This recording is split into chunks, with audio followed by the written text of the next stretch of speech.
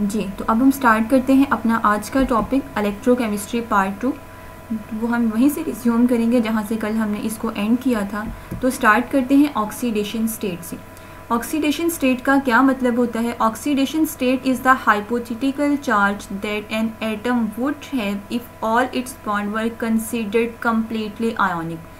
Oxidation state किसी भी molecule या कंपाउंड में एटम्स के ऊपर जो थ्योरेटिकल या अपेरेंट चार्ज होता है उसको कहा जाता है। मतलब अगर एक मॉलिक्यूल है आपके पास तो उसमें एटम्स के ऊपर जो बज़ाहिर आपको चार्ज नज़र आता है वो उनकी ऑक्सीडेशन स्टेट होती है। ये हाइपोथेटिकल चार्ज होता है क्योंकि इसमें हम कंसीडर कर रहे होते हैं कि बॉन्ड जो है वो आयोनिक है। वो आयोनिक हम इसलिए कंसीडर कर रहे होते हैं कि ऑक्सीडेशन स्टेट जो है वो या तो पॉजिटिव हो सकती है या नेगेटिव होती है या ज़ीरो होती है। तो इस लिहाज से अगर फिर कोवेलेंट कंपाउंड हो ना आपके पास तो उसमें जो एटम्स होते हैं उनको उनमें से जिसकी इलेक्ट्रोनेगेटिविटी हाई होती है तो उसको फिर नेगेटिव ऑक्सीडेशन स्टेट असाइन कर दी जाती है और जिसकी इलेक्ट्रोनेगेटिविटी कम होती है उसको पॉजिटिव ऑक्सीडेशन स्टेट असाइन कर दी जाती है। जैसे आपके पास है HCl हाइड्रोक्लोरिक एसिड, तो इसमें हमारे पास बॉन्ड है हाइड्रोजन और क्लोरीन के दरमियान। तो क्लोरीन की इलेक्ट्रोनेगेटिविटी हाई होती है, इसकी ऑक्सीडेशन स्टेट -1 होगी, हाइड्रोजन की कम होती है तो इसकी +1 होगी। तो ये जो अपेरेंट या हाइपोथेटिकल चार्ज है मॉलिक्यूल में या कंपाउंड में एटम्स के ऊपर, इसे कहा जाता है ऑक्सीडेशन स्टेट। रूल्स की बात करें तो ऑक्सीडेशन स्टेट असाइन करने के कुछ जनरल रूल्स भी होते हैं। पहली बात तो ये है कि ओवरऑल आपका कंपाउंड जो है वो न्यूट्रल होना चाहिए और न्यूट्रल तभी होगा जब पॉजिटिव और नेगेटिव ऑक्सीडेशन स्टेट्स इक्वल होंगे। मतलब +1 -1 अगर दोनों इक्वल हैं तब आपका जो कंपाउंड है वो न्यूट्रल हो सकता है। यानी जितने पॉजिटिव चार्जेस हैं उतने ही नेगेटिव चार्जेस होंगे तब आपका कंपाउंड न्यूट्रल होगा। सेकेंडली ये कि फ्री स्टेट में या एलिमेंटल स्टेट में किसी भी मॉलिक्यूल की ऑक्सीडेशन स्टेट ज़ीरो होगी। फ्री स्टेट जैसे हाइड्रोजन H2 के फॉर्म में एग्जिस्ट कर रही है, ऑक्सीजन O2 की फॉर्म में, तो इस तरह के जो फॉर्म्स होंगे उनके अंदर ऑक्सीडेशन स्टेट ज़ीरो होगी। अगर आपके पास आयन है तो आयन की ऑक्सीडेशन स्टेट उस पर जो चार्ज होगा वही होगी।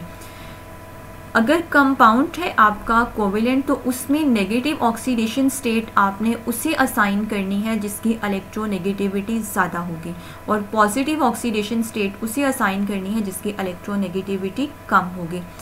ऑक्सीडेशन स्टेट कुछ जो एलिमेंट्स हैं उनकी फिक्स होती हैं और कुछ की वेरिएबल भी होती हैं। जैसे है alkali metals, alkali metal periodic table का जो फर्स्ट ग्रुप है इनके आखिरी शेल में होते हैं एक इलेक्ट्रॉन, तो ये एक ही इलेक्ट्रॉन डोनेट कर सकते हैं, दे सकते हैं, तो इनकी यूजुअली ऑक्सीडेशन स्टेट +1 होती है। जो सेकेंड ग्रुप है पीरियोडिक टेबल का अल्कलाइन अर्थ मेटल्स, इनकी ऑक्सीडेशन स्टेट +2 होती है। लेकिन कुछ कंपाउंड्स ऐसे भी हैं जिनके वैलेंस शेल में इलेक्ट्रॉन ज़्यादा हैं, तो फिर अगर जितने वो इलेक्ट्रॉन को बॉन्डिंग में इन्वॉल्व करते हैं उनके लिहाज से उनकी ऑक्सीडेशन स्टेट चेंज भी होती रहती है। इसे बोलते हैं वेरिएबल ऑक्सीडेशन स्टेट। और वेरिएबल ऑक्सीडेशन स्टेट ज़्यादातर जो शो करते हैं वो ट्रांजिशन एलिमेंट्स होते हैं। डी ब्लॉक एलिमेंट ज़्यादातर जो हैं वो वेरिएबल ऑक्सीडेशन स्टेट ही शो करते हैं। इसके अलावा वो हैं कुछ एलिमेंट्स जिनकी ऑक्सीडेशन स्टेट एक से ज़्यादा हो सकती हैं। जैसे अगर हम बात करें ऑक्सीजन की, तो ऑक्सीजन की ऑक्सीडेशन स्टेट भी नॉर्मल ऑक्साइड्स में -2 होती है। जो पर ऑक्साइड्स होते हैं उनमें -1 होती है और जो सुपर ऑक्साइड्स होते हैं उनमें -12 या -1/2 आप कह सकते हैं उसको। ऑक्सीडेशन स्टेट जो है इसके यूजेस भी होते हैं काफ़ी सारे। इक्वेशंस को अगर आपने बैलेंस करना हो तो उसके लिए फिर आपको उनकी ऑक्सीडेशन स्टेट का एलिमेंट की जो है पता होना ज़रूरी होता है, तभी आप ऑक्सीडेशन रिडक्शन रिएक्शंस को बैलेंस कर सकते हैं। इंडिकेटिव ऑफ इलेक्ट्रॉन ट्रांसफ़र, एक इक्वेशन के अंदर, एक रिडॉक्स रिएक्शन के अंदर आप देखना चाह रहे हैं कि इलेक्ट्रॉन कहाँ से कहाँ ट्रांसफ़र हुए, तो उसके लिए आपको ऑक्सीडेशन स्टेट का पता होना चाहिए कि किन की ऑक्सीडेशन स्टेट चेंज हो रही है। ऑक्सीडेशन के चेंजिंग के लिहाज से आपको पता चलेगा कि कहाँ पे ऑक्सीडेशन हो रही है और कहाँ पे रिडक्शन हो रही है। वेरिएबिलिटी जैसे अभी हमने ऊपर भी बात की कि ऑक्सीडेशन स्टेट वेरिएबल भी हो सकती है। कुछ कंपाउंड्स या कुछ एलिमेंट्स की फिक्स होती है और कुछ की वेरिएबल होती है। अल्कली अल्कलाइन अर्थ मेटल्स वगैरह जो हैं इनकी ऑक्सीडेशन स्टेट्स जो होती हैं वो फिक्स्ड होती हैं। बाकी कुछ एलिमेंट जिनके आखिरी शेल में इलेक्ट्रॉन ज़्यादा होंगे वो जितने नंबर ऑफ इलेक्ट्रॉन को बॉन्डिंग में इन्वॉल्व करते हैं उसके लिहाज से उनकी ऑक्सीडेशन स्टेट फिर वेरी करती है। जैसे आप देख लें कि सल्फ़र की ऑक्सीडेशन स्टेट H2SO4 में +6 बनेगी, और SO2 में देखें अगर हम, तो एक ऑक्सीजन की -2 है तो 2 ऑक्सीजन की -4 हो जाएगी, तो सल्फ़र की उसके रिस्पेक्ट में +4 बनेंगे। इस तरह से सल्फ़र डाइऑक्साइड में, तो मतलब आपके पास oxidation state compound to compound vary कर सकती है। उसके बाद है difference between batteries and fuel cells. Batteries and fuel cells both are electrochemical devices.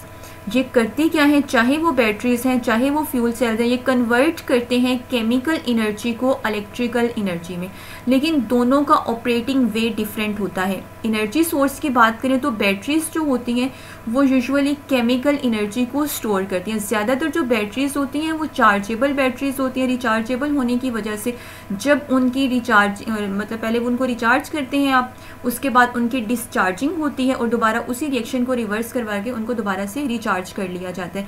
तो चार्जिंग के दौरान ये केमिकल एनर्जी को स्टोर करते हैं, फिर डिस्चार्जिंग के दौरान ये उसी केमिकल एनर्जी को इलेक्ट्रिकल एनर्जी में कन्वर्ट करके आगे सप्लाई करते हैं। जो फ्यूल सेल्स होते हैं इनको कंटिन्यूस सप्लाई चाहिए होती है रिएक्टेंट्स की और ऑक्सीडेंट की। आमतौर पे जो हम रिएक्टेंट या एक्सटर्नल फ्यूल यूज़ करते हैं वो हाइड्रोजन कंटेनिंग यूज़ किया जाता है, क्योंकि ये बड़ा सस्टेनेबल और एफिशिएंट फ्यूल समझा जाता है, और साथ ऑक्सीडाइजिंग एजेंट की ज़रूरत होती है। फ्यूल सेल्स को ऑपरेट कराने के लिए आपको कॉन्टीन्यूसली रिएक्टेंट्स को सप्लाई करना होता है, तो फिर ये उन्हीं रिएक्टेंट्स की जो केमिकल एनर्जी होती है, जो बॉन्ड एनर्जी होती है, उसको कन्वर्ट कर देते हैं इलेक्ट्रिकल एनर्जी में। सेकेंड रिएक्शन टाइप, जो बैटरीज होती हैं यूजुअली जो होती हैं वो रिचार्जेबल होती हैं, तो इनमें रिवर्सिबल रिएक्शन होता है कि मतलब डिस्चार्जिंग के दौरान जो रिएक्शन होगा रिचार्जिंग के दौरान वही रिएक्शन रिवर्स हो जाता है। लेकिन जो फ्यूल सेल्स होते हैं ये इलेक्ट्रोकेमिकल सेल्स वो टाइप का वो कैटेगरी है जिसमें आपको फ्यूल और ऑक्सीडेंट कॉन्टीन्यूसली सप्लाई करना पड़ता है।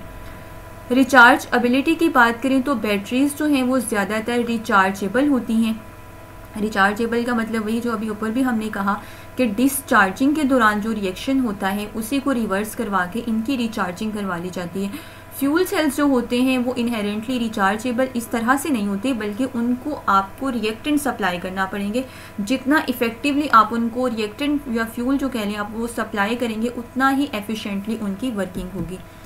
आउटपुट कैरेक्टरिस्टिक्स की बात करें तो जो बैटरीज होती हैं provide a relatively constant voltage output until their stored energy is depleted. जो बैटरीज होती हैं वो तब तक आपको एनर्जी सप्लाई करती रहती हैं जब तक वोल्टेज उनमें स्टोर होती है, लेकिन जो फ्यूल सेल्स होते हैं वो तब तक आपको इलेक्ट्रिसिटी या इलेक्ट्रिकल एनर्जी सप्लाई कर सकते हैं जब तक आप उनको रिएक्टेंट्स या उनका फ्यूल जो है वो प्रोवाइड करते रहेंगे। एप्लीकेशंस की बात करें तो बैटरीज जो हैं वो कॉमनली यूज्ड होती हैं पोर्टेबल इलेक्ट्रॉनिक्स के अंदर, इलेक्ट्रिक व्हीकल्स के अंदर, एनर्जी स्टोरेज सिस्टम्स वगैरह के अंदर। जो फ्यूल सेल्स होते हैं ये भी वैरायटी ऑफ एप्लीकेशंस में यूज़ होते हैं, including power generation, transportation etcetera के अंदर।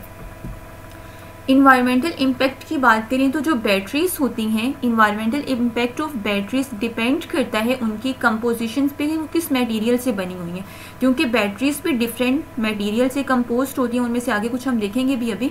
तो किस हद तक आपने मटेरियल जो यूज़ किया उनके अंदर वो हार्मफुल है, इस चीज़ पे उनका इन्वायरमेंटल इम्पैक्ट, इस लिहाज से उनका इन्वायरमेंटल इम्पैक्ट होता है। जबकि जो फ्यूल सेल्स होते हैं इनमें तो आप जो है वो रिएक्टेंट सप्लाई करते हैं, और पर्टिकुलरली जो हम यूज़ करते हैं ज़्यादातर वो हाइड्रोजन फ्यूल सेल होते हैं। इसके दौरान जो प्रोडक्ट बनती हैं वो भी आम तौर पे ज़्यादातर हाइड्रोजन फ्यूल सेल अगर आप यूज़ करेंगे तो वो वाटर होगा और हीट होगी, तो जो बनने वाली प्रोडक्ट हैं वो भी इन्वायरमेंटल फ्रेंडली हैं, तो इस लिहाज से इनको ज़रा प्रेफर किया जाता है।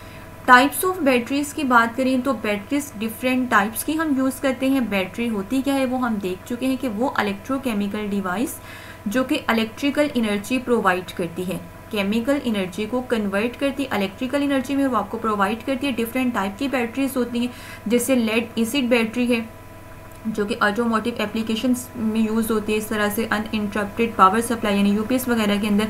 निकल कैडमियम बैटरी है, ये निकल कैडमियम बैटरी जो है वो ज़्यादातर पोर्टेबल पावर टूल्स में यूज़ होती है। निकल मेटल हाइड्राइड बैटरीज जो है ये high energy density and considered environmental friendly alternative to nickel cadmium battery.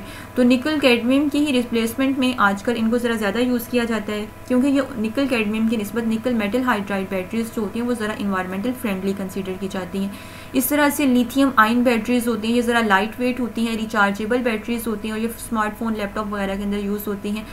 इसी तरह से लिथियम आयन पॉलीमर बैटरीज, ये भी लिथियम आयन बैटरी है कि फर्दर एक एक्सटेंशन समझ लें, ये उनसे भी ज़्यादा फ्लेक्सिबल और लाइट वेट होती हैं और ये स्लिम इलेक्ट्रॉनिक डिवाइसेस जो होती हैं उनके अंदर इनको यूज़ किया जाता है। इसी तरह से अल्कलाइन बैटरीज होती हैं जो ज़्यादातर डिस्पोजेबल होती हैं लेकिन लॉन्ग शेल्फ लाइफ होती है इनकी, ये भी ज़्यादातर हाउस होल्ड इलेक्ट्रॉनिक्स के अंदर यूज़ होती हैं। तो इनके मटेरियल्स की बेस पे इनको डिफरेंट टाइप्स में डिवाइड किया जाता है। वर्किंग प्रिंसिपल की बात करें तो batteries operate based on electrochemical reaction between two electrodes and an electrolyte. Batteries जो होती हैं इनको इंटरनली इस तरीके से सेट किया जाता है कि इनके अंदर इलेक्ट्रोड्स और मतलब जो इनके अंदर कंपाउंड्स होते हैं वही उनमें से एक एनोड के तौर पे, कैथोड के तौर पे जो सॉल्यूशन होता है वो इलेक्ट्रोलाइट के तौर पे एक्ट करता है। ज़्यादातर बैटरीज रिचार्जेबल होती हैं लेकिन कुछ नॉन रिचार्जेबल भी होती हैं जो एक दफ़ा मतलब आपने यूटिलाइज़ कर ली तो उसके बाद वो रिचार्जिंग उनकी नहीं हो सकती। तो जो आम तौर पे ज़्यादातर हम बैटरीज यूज़ करते हैं वो रिचार्जेबल होती हैं जिसमें पहले डिस्चार्जिंग के दौरान आपको इलेक्ट्रिकल एनर्जी प्रोवाइड की जाती है, उसके बाद उनकी रिचार्जिंग के दौरान आप उनको इलेक्ट्रिकल एनर्जी प्रोवाइड करते हैं जो वो अपने अंदर स्टोर कर लेती हैं। एप्लीकेशंस डिफरेंट होते हैं, जैसे कुछ अभी हमने ऊपर भी डिस्कस किए हैं कि पोर्टेबल इलेक्ट्रॉनिक्स के अंदर, व्हीकल्स के अंदर एनर्जी स्टोरेज के लिए, पावर सिस्टम्स के अंदर, आप मेडिकल डिवाइसेस के अंदर बैटरीज को यूज़ किया जाता है। फ्यूल सेल्स की बात करें तो fuel cell are electrochemical devices that convert chemical energy directly into electrical energy through the reaction between a fuel and an oxidizing agent. कि जो फ्यूल सेल्स होते हैं ये प्रोवाइड करते हैं इलेक्ट्रिकल एनर्जी, केमिकल एनर्जी को ही इलेक्ट्रिकल में convert करते हैं, लेकिन ये कॉन्टीन्यूसली जो आप इनको फ्यूल और ऑक्सीडाइजिंग एजेंट प्रोवाइड कर रहे होते हैं उसके रिएक्शन से फ़ौरन आपको इलेक्ट्रिकल एनर्जी प्रोवाइड कर रहे होते हैं। बैटरीज जो हैं वो अपने अंदर पहले से स्टोर करके रखती हैं लेकिन ये कॉन्टीन्यूसली रिएक्टेंट्स जब जैसे आप सप्लाई कर रहे होते हैं उन्हीं को कन्वर्ट कर रहे होते हैं इलेक्ट्रिकल एनर्जी में, उन्हीं की बॉन्ड एनर्जी को। वर्किंग प्रिंसिपल की बात करें तो फ्यूल सेल ज़्यादातर जो है हम hydrogen rich fuel cell use करते हैं, जैसे मेथानॉल हो गया, नेचुरल गैस वगैरह हो गया। तो ये आप एक सेटअप होता है प्रॉपर इनका, इनमें भी एनोड कैथोड होता है, प्रॉपर वहाँ पे रिएक्शन होता है। यहाँ से ज़्यादातर जो आपको, अगर हाइड्रोजन आपका फ्यूल है तो उसके रिज़ल्ट में जो आपको प्रोडक्ट मिलती हैं वो वाटर और हीट होते हैं। अब हीट जो आपको चाहिए, एनर्जी जो आपको चाहिए वो यूटिलाइज हो जाती है डिफरेंट पर्पसेस के लिए, और बाकी रह गया वाटर। वाटर जो है वो वैसे इन्वायरमेंटल फ्रेंडली है तो इसके हार्मफुल इफ़ेक्ट्स नहीं होते इतने इन्वायरमेंट पे, इसलिए इनको ज़्यादा यूज़ किया जाता है आजकल। फ्यूल सेल के भी डाइवर्स एप्लीकेशंस होते हैं ट्रांसपोर्टेशन इंडस्ट्री के अंदर, पावर जनरेशन सिस्टम्स के अंदर, पोर्टेबल पावर सोर्सेज के तौर पे, remote end of grid power systems के अंदर भी इनको यूज़ किया जाता है। क्रोजन, क्रोजन जो है वो है क्या? क्रोजन एक ऐसा प्रोसेस है जिसमें एक मेटल जो है उस मतलब मेटल को यूँ समझ लें आपकी, उसकी सरफेस ख़राब होती है। जो ख़राब होती है वो इस वजह से होती है कि डिफरेंट केमिकल रिएक्शंस परफॉर्म हो रहे होते हैं उस पर। ये क्रोजन एक स्पॉन्टेनियस प्रोसेस होता है और कॉन्टीन्यूस होता है, और फिर अनटिल तब तक ये कंटिन्यू रहता है जब तक जो आपकी मेटल है वो कम्प्लीटली डिस्ट्रॉय हो नहीं जाती। तो क्रोजन में होता क्या है, ये ऑक्सीडेशन असल में होती है मेटल की, जिसके रिजल्ट में फॉर्मेशन होती है डिफरेंट प्रोडक्ट्स के। अब वो मेटल ऑक्साइड में कन्वर्ट हो जाती है या हाइड्रो ऑक्साइड में या सॉल्ट्स में, जिस फॉर्म में भी वो कन्वर्ट हो, लेकिन इसके होता ये है कि मेटल तो वीक हो गई ना, मेटल का तो ज़ाया हो गई इस केस में। तो क्रोजन जो है वो डिफरेंट टाइप्स की होती है। यूनिफॉर्म क्रोजन जो पूरी सरफेस के ऊपर इक्वली डिस्ट्रीब्यूट होती है। पिटिंग क्रोजन जहाँ जहाँ पे पिट्स, घड़े, होल्स वगैरह होते हैं वहाँ पे ये होती है। गिल्वानिंग क्रोजन, गिल्वानिंग क्रोजन को सेक्रिफिशियल क्रोजन भी कहा जाता है। ये सम टाइम खुद इस सेटअप ऐसा बनाया जाता है और सम टाइम जो है वो खुद भी स्टार्ट हो जाती है। इसमें यूँ होता है कि एक मेटल जो है, जो ज़रा ऐसी मेटल है कि लेस रिएक्टिव है, वो इन कांटेक्ट आ जाती है एक दूसरी मेटल के साथ जो ज़्यादा रिएक्टिव है, और इलेक्ट्रोलाइट भी फॉर एग्जांपल वहाँ पे प्रेजेंट हो। इलेक्ट्रोलाइट के तौर पे वाटर वगैरह भी यूज़ हो सकते हैं या सॉल्ट सॉल्यूशन अगर हो तो उस केस में फिर ये होता है कि वो एक गैल्वानिक सेटअप बन जाता है कि जो आपकी मेटल ज़्यादा रिएक्टिव होती है वो एनोड का काम करती है, जो लेस रिएक्टिव होती है वो कैथोड का करती है। तो इलेक्ट्रॉन्स जो होते हैं फिर एनोड से कैथोड की तरफ शफल होना शुरू हो जाते हैं, जिससे क्या होता है कि एनोड जो है वो डैमेज होना शुरू हो जाता है। तो इसे बोलते हैं गैल्वानिक क्रोजन। सम टाइम ये सेटअप खुद बनाया जाता है ताकि जो आपकी ज़रा ज़्यादा प्रीशियस मेटल है, जो लेस रिएक्टिव मेटल है, आप उसको सेव कर सकें। स्टेरिलाइज क्रोजन जो अगर आपके पास फ्री स्पेसेस वगैरह कहीं पे प्रेजेंट हैं जहाँ पे लोकलाइज मतलब क्रोजन हो सकती है उन एरियाज़ में जहाँ पे स्टेरिलाइसिस हैं। स्ट्रेस क्रोजन ये होता है कि अगर आपने मेटल पे बहुत ज़्यादा मैकेनिकल स्ट्रेस अप्लाई कर दिया तो उससे भी फिर डैमेज हो जाती है, क्रैक्स वगैरह पड़ जाते हैं उसकी सरफेस में, तो वहाँ से भी क्रोजन का प्रोसेस जो है वो इनिशिएट हो सकता है। कंडीशंस की बात करें तो इसके लिए इलेक्ट्रोलाइट का होना ज़रूरी होता है। इलेक्ट्रोलाइट आमतौर पे वाटर या कोई भी एक्वस मीडियम अगर अवेलेबल है तो वो इसके तौर पे काम कर सकता है इलेक्ट्रोलाइट के।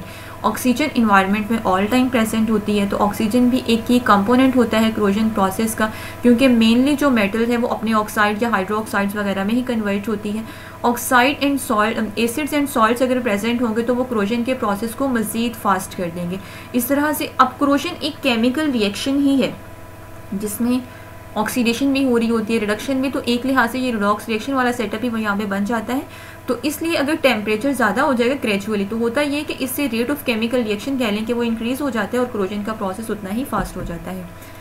बचा कैसे सकते हैं आप अपनी मेटल को क्रोजन से? अगर आप कोटिंग वगैरह कर लें, यानी प्रोटेक्टिव कोटिंग कर लें अपनी मेटल के ऊपर पेंट्स वगैरह के, ग्रीसिंग वगैरह के जरिए, या कैथोडिक प्रोटेक्शन, जैसे अभी हमने कहा कि आप उस मेटल का कैथोड बनाते हैं जिसको आप प्रोटेक्ट करना चाहते हैं, तो एनोड जो होता है वो किसी दूसरी ऐसी मेटल का बनाते हैं जिसके अंदर इलेक्ट्रॉन देने की टेंडेंसी ज़्यादा होती है। तो इस तरह से वो मेटल इलेक्ट्रॉन मुसलसल डोनेट करती रहती है और इलेक्ट्रॉन शफल होते रहते हैं कैथोड के ऊपर। इस तरह से कैथोड वाली जो मेटल होती है वो सेव हो जाती है। मटेरियल सिलेक्शन से भी आप प्रिवेंट कर सकते हैं किसी हद तक क्रोजन को, कि आप जब मटेरियल को सिलेक्ट कर रहे हैं तो आप क्रोजन रेजिस्टेंट मटेरियल चूज़ करें जिनके अंदर क्रोजन की एबिलिटी ज़रा कम होती है। इन्वायरमेंटल कंट्रोल के, अगर इन्वायरमेंट के अंदर जो डिफरेंट फैक्टर्स हैं, जैसे अभी हमने कहा कि टेम्परेचर, ह्यूमिडिटी, pH वगैरह को अगर आप कंट्रोल कर लें तो इससे भी जो रेट ऑफ क्रोजन है वो काफ़ी कम हो सकता है।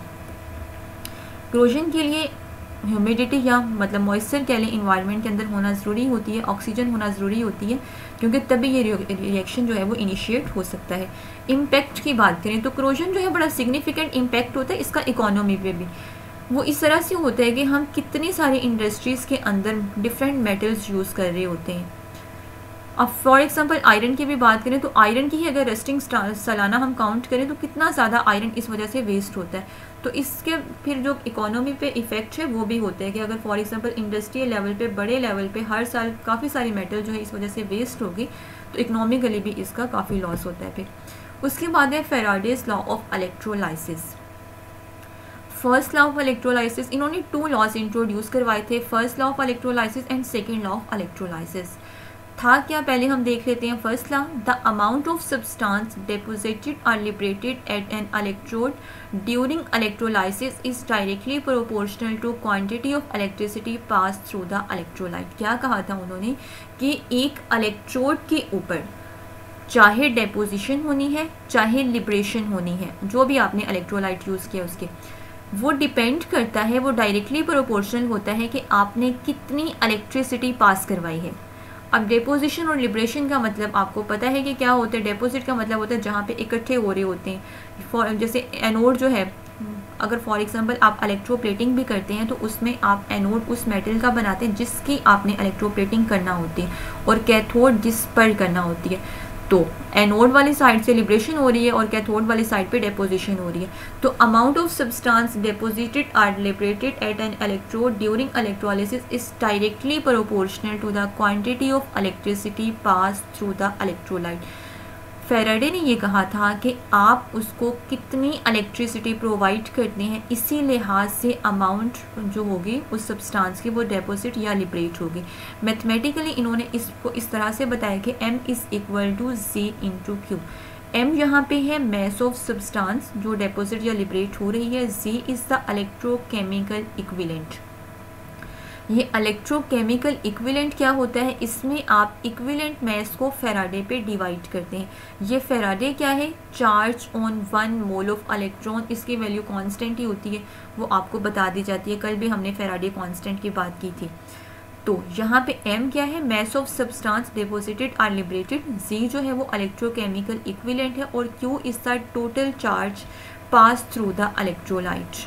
तो m जो है वो डायरेक्टली प्रोपोर्शनल है क्योंकि z यहाँ पे आप एज अ कांस्टेंट देख लें। फिर z होता क्या है वो आपको पता होना चाहिए कि इक्विवेलेंट मैस ओवर फैराडे, और इक्विवेलेंट मैस क्या है वो आगे भी हम देखेंगे, कल भी हमने देखा। तो और फैराडे जो है वो क्या होता है, charge on 1 mole of electron.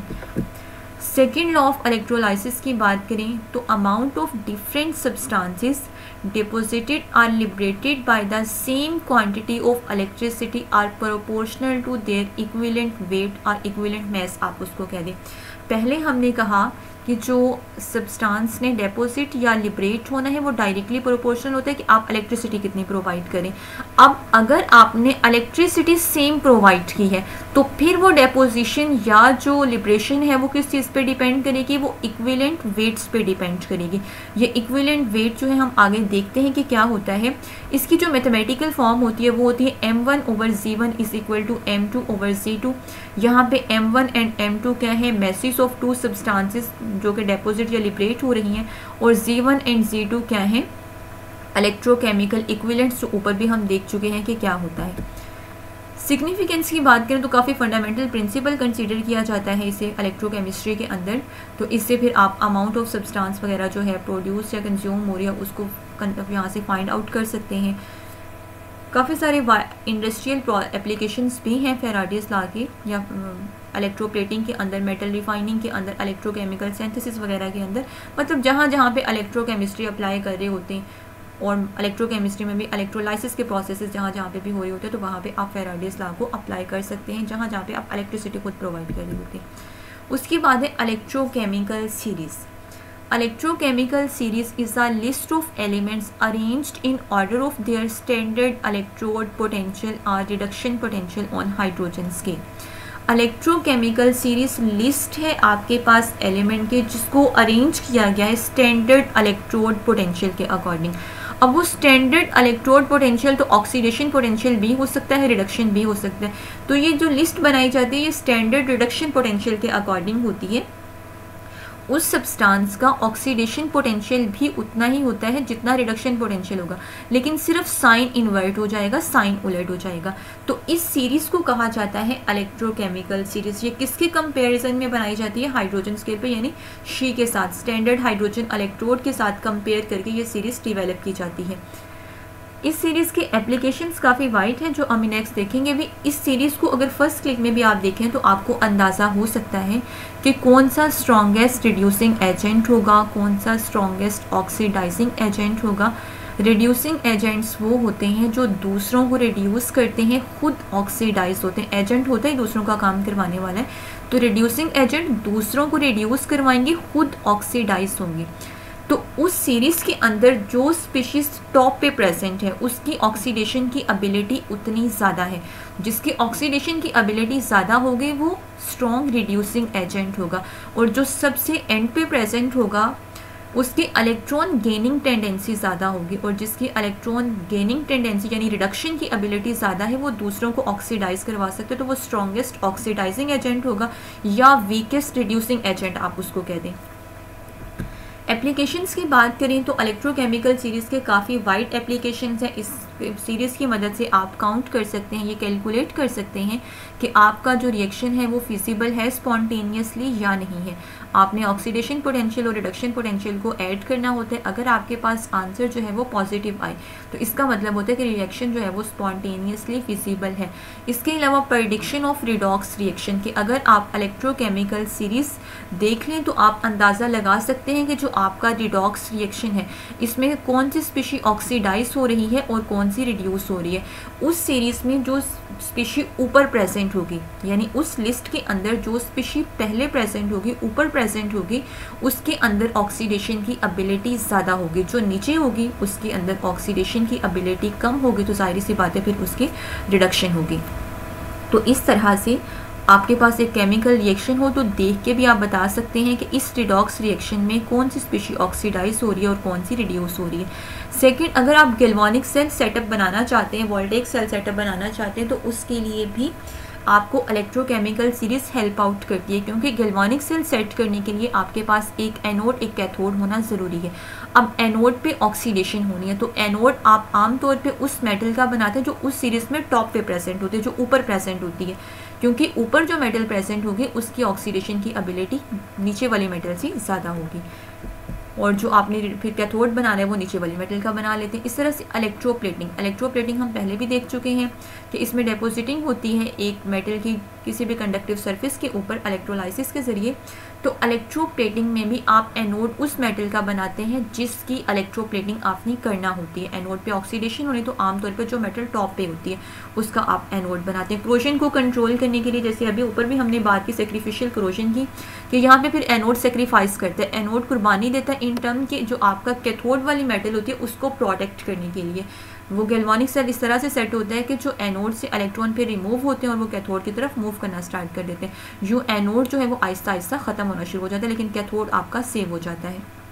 यहाँ पे भी एनोड फिर बनाने के लिए आप उस मेटल को चूज़ करते हैं जो सीरीज़ में ऊपर प्रेजेंट हो ताकि उसकी ऑक्सीडेशन हो। उसके बाद है Kirchhoff's law.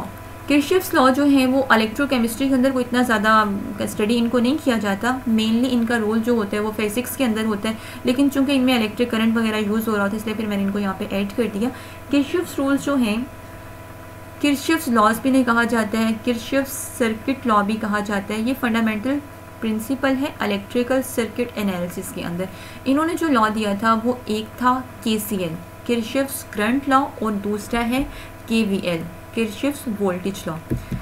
Kirchhoff's current law को आप यूँ समझ लें कि law of conservation of current है ये।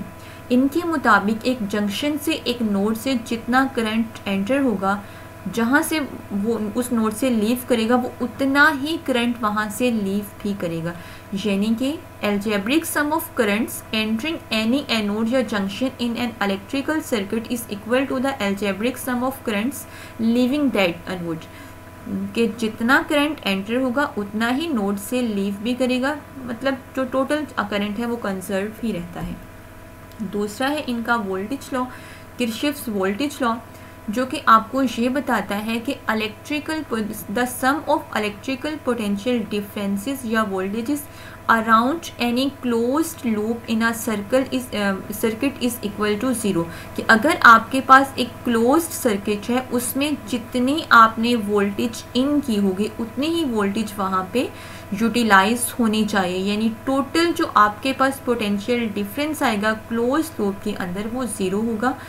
जितनी वोल्टेज आपने वहाँ पे एंटर की है उतनी ही वोल्टेज यूटिलाइज होगी उसके अंदर, उतना ही वोल्टेज राइज आएगा उसके अंदर। तो ये मेनली रेजिस्टर्स के अंदर, कैपेसिटर्स के अंदर, इंडक्टर्स वगैरह जो होते हैं उनके अंदर, डिफरेंट जो इलेक्ट्रिकल सर्किट्स होते हैं उनके अंदर ये लॉ जो होते हैं वो इम्प्लीमेंटेड होते हैं। उसके बाद है अर्हेनियस थ्योरी ऑफ इलेक्ट्रोलाइटिक डिसोसिएशन। ये काफ़ी इंपॉर्टेंट थ्योरी कंसीडर की जाती है इलेक्ट्रोकेमिस्ट्री के अंदर। Arrhenius theory of electrolytic dissociation proposed by Swedish chemist Svante Arrhenius ने 1887 में इस थ्योरी को प्रपोज किया था, जो कि इलेक्ट्रोलाइट्स के बिहेवियर को सॉल्यूशन में एक्सप्लेन करती थी। ये आपको बताती क्या है, इसके मुताबिक इलेक्ट्रोलाइट्स होते क्या हैं। इलेक्ट्रोलाइट वो सब्सटेंसेस होती हैं जब आप उनको वाटर में डिसॉल्व करवाते हो तो वो डिसोसिएट हो जाती हैं अपने आइंस में। जब आइंस की फॉर्मेशन हो जाती है तो वहाँ पे वो इलेक्ट्रिसिटी कंडक्ट होना स्टार्ट हो जाती है।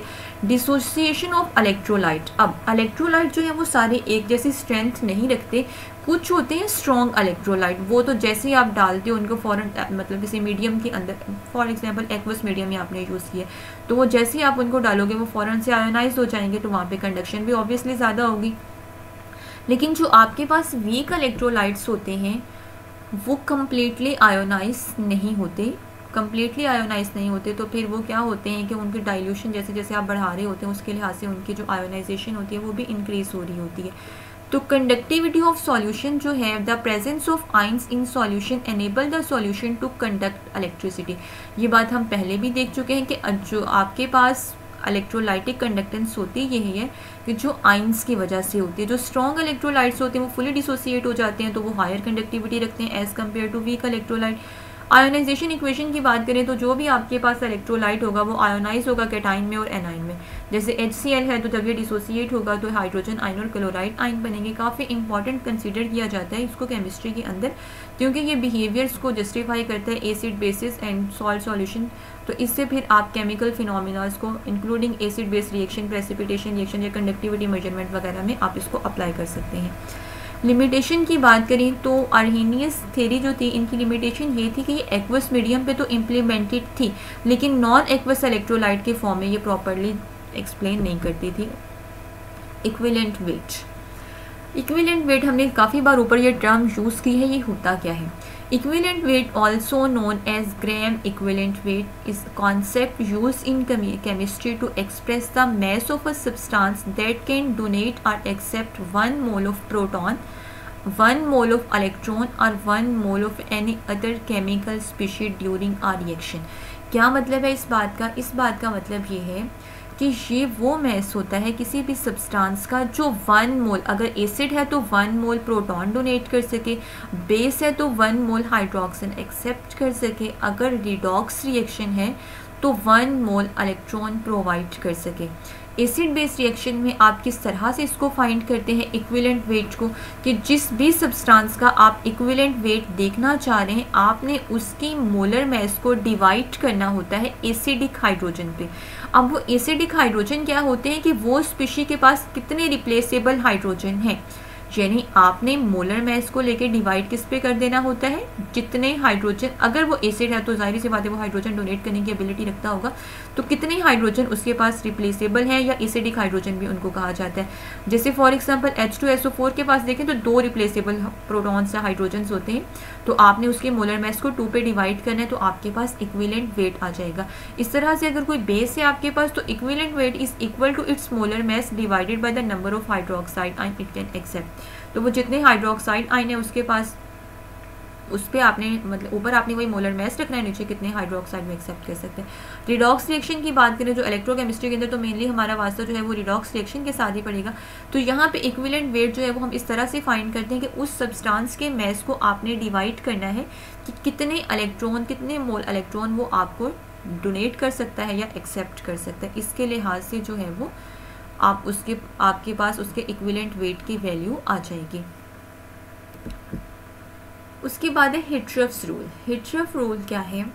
जर्मन केमिस्ट थे विलियम हिटरफ, जिन्होंने ये प्रिंसिपल इंट्रोड्यूस करवाया था जो कि माइग्रेशन ऑफ आयंस को एक्सप्लेन करता है कि अगर आपके पास एक सॉल्यूशन है, इलेक्ट्रोलाइटिक सॉल्यूशन है, उसमें इलेक्ट्रोलाइसिस हो रही है, तो उसमें जो आयंस बनेंगे, मतलब जब इलेक्ट्रोलाइसिस आप इलेक्ट्रिसिटी प्रोवाइड करोगे, जो भी आपका इलेक्ट्रोलाइट है वो आयोनाइज होगा। अब उन आयंस ने अपने अपने रिस्पेक्टिव एनोड या कैथोड की तरफ मूव करना है।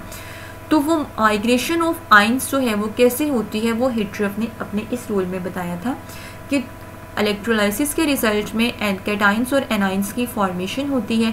बोथ यानी पॉजिटिवली चार्ज आयन यानी कैटाइन और नेगेटिवली चार्ज आयन यानी एनाइन, वो अपने अपने इलेक्ट्रोड की तरफ मूव करते हैं, लेकिन उनकी माइग्रेशन की जो एबिलिटी होती है वो लाजमी नहीं है कि इक्वल ही हो।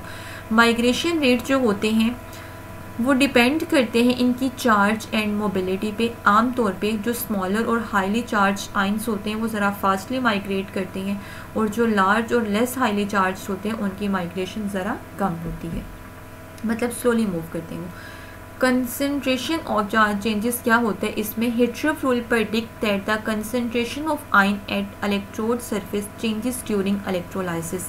इन्होंने कहा कि जब ये आयंस माइग्रेट करेंगे तो ऑब्वियसली इलेक्ट्रोड का जो एरिया होगा वहाँ पे उनकी कंसंट्रेशन पे इफ़ेक्ट होगा। जो आयन जितना ज़्यादा फास्टली माइग्रेट कर सकेगा उसके कंसंट्रेशन में चेंज उतना ही ज़्यादा आएगा। इलेक्ट्रोलाइसिस ऑफ डाइल्यूट सॉल्यूशन, ये ज़्यादातर पर्टिकुलरली एप्लीकेबल ये कॉन्सेप्ट जो होता है वो डाइल्यूट सॉल्यूशंस पे होता है, क्योंकि उनके केस में ये कंसंट्रेशन का जो इफ़ेक्ट है ज़रा ज़्यादा डोमिनेंट होता है। फेराडेज लॉ ऊपर हम देख चुके हैं, जो Hittorf rule complement Faraday's law of electrolysis, जिनके मुताबिक उन्होंने क्वांटिटेटिव रिलेशनशिप बता दिया था कि कितना मैस जो है वो डिपॉजिट या लिबरेट होगा अकॉर्डिंग टू उन्होंने उनके फेराडे के मुताबिक ये था कि डिपॉजिट या लिबरेट उतना मैस होगा जितनी आपने इलेक्ट्रिसिटी प्रोवाइड की होगी। एक्सपेरिमेंटल ऑब्जर्वेशन जो है इस बात की कि अनइक्वल माइग्रेशन रेट जो इन्होंने प्रेडिक्ट किए हैं, फिर उसको एक्सपेरिमेंटली आप ऑब्जर्व भी कर सकते हैं, और साइंटिस्ट काफ़ी डिफरेंट टेक्निक्स को यूज़ करते हुए इस बात को एक्सपेरिमेंटली वेरीफाई कर चुके हैं कि आप कंडक्टिविटी या स्पेक्ट्रोफोटोमेट्री वगैरह की मदद से अगर मेजर करें तो उनकी माइग्रेशन रेट्स अनइक्वल होते हैं, जो कि हिटरफ ने प्रेडिक्ट किए थे। उसके बाद है Ostwald's dilution law. Ostwald dilution law named after German chemist Wilhelm Ostwald इनका नेम था। इन्होंने डिग्री ऑफ डिसोसिएशन जो थी वीक इलेक्ट्रोलाइट की उसको प्रेडिक्ट किया था। इनके मुताबिक degree of dissociation of weak electrolyte increases with increase in dilution. कि अगर आपके पास वीक इलेक्ट्रोलाइट है तो उसकी जो आयोनाइजेशन या डिसोसिएशन है वो डाइल्यूशन के साथ साथ इंक्रीज होगी और इनफाइनाइट डाइल्यूशन पे वो कम्प्लीटली हो जाएगा आयोनाइज। तो at infinite dilution the degree of dissociation of a weak electrolyte is equal to the, अब यहाँ पे वो मैथमेटिकली बता रहे हैं, square root of dissociation constant Ka divided by the initial concentration of electrolyte, कि इनफाइनाइट डाइल्यूशन के time पे ये डिग्री ऑफ डिसोसिएशन किसके इक्वल होगी, Ka √Ka/C। Ka यहाँ पे क्या होता है, डिसोसिएशन कांस्टेंट, अगर एसिड है तो Ka लेते हैं, अगर बेसिस हो तो K भी ले लेते हैं, और C जो है वो इनिशियल कंसंट्रेशन है उस इलेक्ट्रोलाइट के जो भी आपने यूज़ किया था। एप्लीकेशंस की बात करें तो इलेक्ट्रोकेमिस्ट्री जो है काफ़ी वाइड एप्लीकेशंस रखती है। जैसे वाटर ट्रीटमेंट के लिए बहुत सारे इलेक्ट्रोकेमिकल मेथड्स जो हैं वाटर को प्योरीफाई करने के लिए यूज़ किए जाते हैं। इलेक्ट्रोकोएगुलेशन है, इलेक्ट्रो ऑक्सीडेशन है, इलेक्ट्रोक्लोरिनेशन है, ये वेस्ट वाटर ट्रीटमेंट और प्योरीफिकेशन के लिए टेक्निक्स यूज़ की जाती हैं। ये हेल्प करती हैं प्लूटेंट्स को, हैवी मेटल, ऑर्गेनिक कंटामिनेंट्स जो भी वाटर के अंदर प्रेजेंट है उनको रिमूव करने के लिए। बहुत सारी केमिकल सिंथेसिस के दौरान रोल होता है, इन्वॉल्वमेंट होती है इलेक्ट्रोकेमिस्ट्री की। जैसे कास्टिक सोडा को आप बनाना चाहते हैं तो कास्टिक सोडा बनाने के लिए आपको इलेक्ट्रोलाइटिक सेल यूज़ करना पड़ेगा, जो कि एप्लीकेशन है इलेक्ट्रोकेमिस्ट्री का। आप क्लोरीन गैस प्रोड्यूस करना चाहते हैं, वैसे इसी कास्टिक सोडा की मैन्युफैक्चरिंग के दौरान भी आपको मिल रही होती है क्लोरीन गैस भी वहाँ से। और भी बहुत सारे मेटलर्जिकल प्रोसेसेस के लिए आप इलेक्ट्रोलाइटिक सेल जो है वो यूज़ करते हैं। बहुत सारी मेटल्स को रिफाइन करने के लिए आप यूज़ करते हैं। तो ये डिफरेंट एप्लीकेशंस हैं इलेक्ट्रोकेमिस्ट्री के। मेटल इलेक्ट्रो डिपोजिशन, इलेक्ट्रोप्लेटिंग वगैरह जो हम करते हैं कि एक मेटल की सरफेस के ऊपर या किसी भी सरफेस के ऊपर जब दूसरी मेटल को आप डिपोजिट करवाते हैं, इस दौरान आपको इलेक्ट्रोलाइटिक सेल यूज़ करना पड़ता है एनर्जी स्टोरेज एंड कन्वर्जन्स के लिए। जैसे हम डिफरेंट बैटरीज और फ्यूल सेल यूज़ करते हैं इस पर्पज़ के लिए, तो वो भी इलेक्ट्रोकेमिस्ट्री के एप्लीकेशंस हैं। इन्वायरमेंटल रिमेडिएशंस के लिए कि इन्वायरमेंटल प्रॉब्लम्स को टैकल करने के लिए, पॉल्यूशन वगैरह को कंट्रोल करने के लिए डिफरेंट टेक्निक्स जो हैं वो अप्लाई की जाती हैं आजकल, जो कि इलेक्ट्रोकेमिकल टेक्निक्स होती हैं, जैसे electrochemical oxidation, electrochemical coagulation etcetera. Process intensification and green chemistry, electrochemical process intensification and green chemistry practices by reducing energy consumption, minimizing waste generation and promoting sustainable manufacturing practices। Electrochemical processes को इसी वजह से आजकल जो है वो काफ़ी मतलब वाइड रेंज एप्लीकेशंस हैं इनके, क्योंकि एक तो इनके दौरान जो एनर्जी कंजम्पशन होती है वो जो ओल्ड थर्मल प्रोसेसेस थे उनकी निस्बत कम होती है, यहाँ पे वेस्ट जनरेशन कम होती है और ये काफ़ी सस्टेनेबल रिजल्ट्स प्रोड्यूस करते हैं। इसलिए इलेक्ट्रोकेमिकल प्रोसेस जो है वो ज़रा इन्वायरमेंटल फ्रेंडली कंसीडर किए जाते हैं, इसलिए इनको रिलेट किया जाता है ग्रीन केमिस्ट्री के साथ। ग्रीन केमिस्ट्री में तो मेनली आप स्टडी ही इन्वायरमेंटल फ्रेंडली प्रोसेसेस को करते हैं। Environmental impact of electrochemical processes, तो जैसे अभी ऊपर भी हमने बात की कि इससे मतलब जो पॉल्यूशन वगैरह है वो ज़रा कम प्रोड्यूस होती है, तो पॉल्यूशन प्रिवेंशन एक तो इनका बड़ा इम्पॉर्टेंट रोल है कि ये इन्वायरमेंटल फ्रेंडली हैं। जब आपकी एयर वगैरह पे इनके ज़्यादा हार्मफुल इफेक्ट नहीं होता तो इनको यूटिलाइज़ किया जा सकता है। ग्रीन केमिस्ट्री इनिशिएटिव के जो इन्वायरमेंटल फ्रेंडली प्रोसेसेस होते हैं उनको लिंक किया जाता है ग्रीन केमिस्ट्री के साथ, तो उस लिहाज से इलेक्ट्रोकेमिकल प्रोसेसेस भी ग्रीन केमिस्ट्री के साथ लिंक्ड होते हैं। एनर्जी एफिशिएंसी काफ़ी ज़्यादा होती है इनकी कि इनमें आपको माइल्ड कंडीशंस प्रोवाइड करना पड़ती हैं। नॉर्मली आपको लो एनर्जी इनपुट देना पड़ती है, जो इसके कंपैरिजन में ट्रेडिशनल थर्मल प्रोसेसेस से वहाँ पे ज़्यादा एनर्जी देना पड़ती थी। वेस्ट रिडक्शन, कि यहाँ पे अब हमें थर्मली कोई बहुत ज़्यादा मतलब इस तरह से प्रोड्यूस नहीं करना पड़ता, सिर्फ ये होता है कि जो वेस्ट वगैरह, और देखिए वेस्ट भी बहुत कम बनते हैं और जो वेस्ट बनते हैं वो भी ज़्यादा रीन्यूएबल होते हैं, तो उनको भी आप दोबारा से यूज़ कर ले सकते हैं। मतलब जो आपके पास बाई प्रोडक्ट्स बनते हैं ज़्यादातर इलेक्ट्रोकेमिस्ट्री के अंदर वो बाई प्रोडक्ट भी डिफरेंट पर्पसेस के लिए यूज़ हो रही होती हैं, तो इस लिहाज से वेस्ट रिडक्शन भी काफ़ी कम हो जाती है जब आप इलेक्ट्रोकेमिकल प्रोसेसेस को यूज़ करते हैं, यानी वेस्ट काफ़ी हद तक रिड्यूस हो जाते हैं जब आप इलेक्ट्रोकेमिकल प्रोसेसेस को यूज़ करते हैं। तो यहाँ पे आप इस सस्टेनेबल डेवलपमेंट है एक इसके अंदर, promoting sustainable development principle, electrochemical processes support economic growth, environmental protection and social wellbeing. तो आप देखें इतने सारे फ़ायदे हैं इनके कि एक तो ये जब पोल्यूशन को कंट्रोल करेंगे तो इंसानों का भी ये भला है, तो सोशल वेलबिंग भी है, ये इन्वायरमेंट प्रोटेक्ट हो रहा है, इकोनॉमिक ग्रोथ पे इसका यूज़फुल इफेक्ट है। Innovation in electrochemical technologies facilitate the transition toward a circular economy where resources are utilized efficiently and waste is minimized through recycling and reuse। जैसे ऊपर भी अभी हम बात कर रहे थे कि इलेक्ट्रोकेमिकल प्रोसेसेस में बनने वाली प्रोडक्ट्स के तो यूजेस होते ही होते हैं, जो बाई प्रोडक्ट्स बनते हैं उनको भी हम कहीं ना कहीं यूज़ करते हैं और उनको रिसाइकिल करके मज़ीद कंपाउंड्स भी बना लिए जाते हैं। यहाँ पे आपका जो चैप्टर है वो कंप्लीट हो गया है। तो स्टडी आप लोगों ने इन्हीं बुक से इनको करना है, ठीक है।